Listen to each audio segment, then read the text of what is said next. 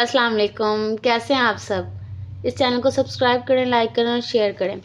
आज हमने 10 क्लास के मैथ के चैप्टर नंबर 2 के एक्सरसाइज 2.6 स्टार्ट की हुई थी। हमने क्वेश्चन नंबर 3 का पार्ट 2 करना। जो पार्ट 2 है उसमें भी हमने एल और एम की वैल्यू फाइंड करनी है और हमें कहा गया है x-1 and x+1 are the factors of the polynomial x³ -3l(x²) + 2mx + 6। ठीक है, अब सबसे पहले हम इसे भी सिंथेटिक डिवीजन से ही सॉल्व करेंगे और हमने एल और एम की वैल्यू निकालेंगे। ठीक है, सबसे पहले यही जो इक्वेशन थी इसको हमने लिख दिया और हमारे पास दो थे, एक था x-1 और एक था x+1। ठीक है, सबसे पहले x-1 से सॉल्व करेंगे, यानी x-1 इक्वल टू 0 है। ये इस तरह हो जाएगा x-1 इक्वल टू 0, तो -1 उधर जाके क्या हो जाएगा +1, ये हो जाएगा। ठीक है, तो +1 से आप जो सा कर देंगे। x³ का कोफिशिएंट क्या है 1, लिख दिया। x² का 3l लिख दिया -3l, x का 2m लिख दिया और कांस्टेंट टर्म 6 लिख दिया हमने। अब हमने जौन सा है 1 के साथ करना है, पहली वैल्यू एज इट इज़ वैसे की वैसे ही आती है। ठीक है, 1 1 जा 1 आ गया। अब 1 -3l लिख दिया। ठीक है, अब 1 -3l 1 जा 1 -3l लिख दिया। 1 -3l + 2m। अच्छा, ये वैल्यू हमने ऐसे की ऐसी इसलिए लिखी है क्योंकि इस एक के साथ l था, एक के साथ m था। हमेशा प्लस माइनस तब होता है जब साथ वैल्यू सेम l m ये चीज़ें सेम हो। ठीक है, अब l है m है, ये कांस्टेंट टर्म और कोई कांस्टेंट टर्म है नहीं है, तो हमने 1 भी वैसे ही लिख दिया। तो l अलग आ गया, m अलग आ गया। ठीक है, अब इसको 1 से मल्टीप्लाई करेंगे एज इट इज़ वही वैल्यू आ जाएगी। तो 6 + 1 6 कांस्टेंट टर्म आ गई ना, तो ये भी कांस्टेंट टर्म है। 6 + 1 7 हो गया। ठीक है, 7 -3l + 2m हो गया।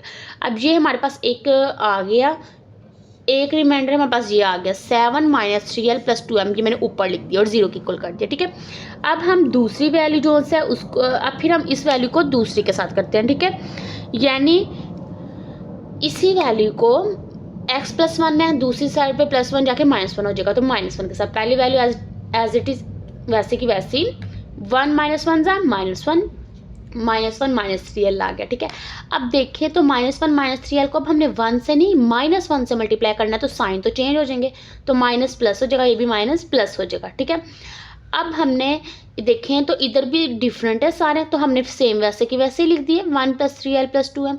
अब हमने इसको -1 से मल्टीप्लाई करना है, फिर साइन चेंज हो जाएंगे, यानी +1 -1 हो जाएगा, +3l -3l और +2m -2m। तो सोल्व करेंगे तो 6 - 1 5 हो जाएगा और ये हमारा जो है सेकेंड रिमाइंडर भी आ गया, लास्ट वैल्यू जो हमारी होती है। ठीक है, इसको भी मैंने लिख दिया और 0 के इक्वल कर दिया। अब हमने L और M निकालना है, दो हमारे पास हमने निकाल दिए सिंथेटिक डिवीजन से रिमाइंडर। ठीक है, अब मैं क्या करूँगी, आप अगर इसको साइमल्टेनियसली सॉल्व करना चाहते हो तो कर सकते हैं, यानी एक वैल्यू L है बाकी उस साइड पे लेकर दूसरे में पुट कर दें, इस तरह भी कर सकते हैं। क्योंकि मैंने पार्ट 1 को इस तरह सॉल्व किया था, मैं पार्ट 2 को दूसरे मेथड से करूँ, यानी ऐड करके। ये देखें, मैंने दोनों इक्वेशंस को ऐड कर दिया। ठीक है, यानी दोनों वैल्यूज लिख दी और प्लस कर दिया। सब्ट्रैक्ट में साइन चेंज होते हैं, मैंने सब्ट्रैक्ट नहीं किया, आप करना चाहें तो आपकी मर्जी है, मैंने ऐड कर दिया। अब देखें तो 7 + 5 12 हो गया, आ गया। माइनस माइनस प्लस होता है, यानी प्लस करना है, 3 + 3 6 हो गया। बड़ी वैल्यू के साथ जो साइन होती है, तो 3 के साथ माइनस है तो माइनस आ गया।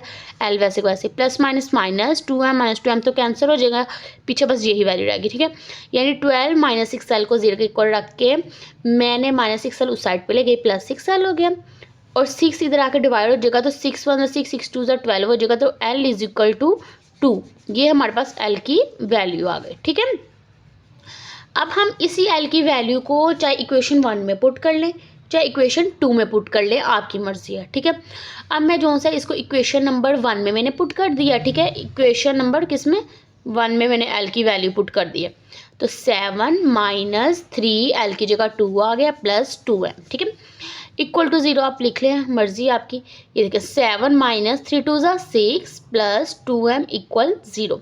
7 - 6 1 होता है। ठीक है, प्लस 2m = 0, +1 उधर जाके आ जाएगा -1 और 2 मल्टीप्लाई और उस साइड पे आके आ जाएगा डिवाइड, तो m = -1/2। हमारे पास l की भी वैल्यू आ गई और m की भी वैल्यू आ गई और ये हमारे पास जो सा है सोल्व हो गया। ठीक है, एक दफ़ा फिर रिपीट कर देती हूँ। हमने पहले जो है सिंथेटिक डिवीजन से उसको सोल्व किया, तो हमारे पास ये रिमाइंडर है 7 - 3l + 2m। ठीक है, फिर हमने उसी वैल्यू को x+1 भी उन्होंने एक और हमें फैक्टर दिया हुआ था, हमने उससे किया तो हमारे पास सेकंड रिमाइंडर आया 5 - 3l + 2m। इन दोनों को मैंने 0 के इक्वल रख दिया। फिर मैंने इसको ऐड कर दिया। आप इसको साइमल्टेनियसली भी सोल्व कर सकते हैं। पार्ट 1 को मैंने वैसे किया था, पार्ट 2 को मैंने थोड़ा चेंज कर दिया ताकि आपको इससे भी पता चल जाए। ऐड किया तो ये m वाली कैंसिल होगी, l वाली आ गई। इसको मैंने 0 के इक्वल रख के l की वैल्यू निकाली। फिर उस l की वैल्यू को आप चाहे इक्वेशन 1 में पुट कर दें, चाहे इक्वेशन 2 में पुट कर दें, आपकी मर्जी है। मैंने इक्वेशन 1 में पुट करके m की भी वैल्यू निकाल दी और ये हमारी l और m की वैल्यू आ गई है। ठीक है, कोई भी कंफ्यूजन हो तो आप कमेंट सेक्शन में पूछ सकते हैं। Thank you so much.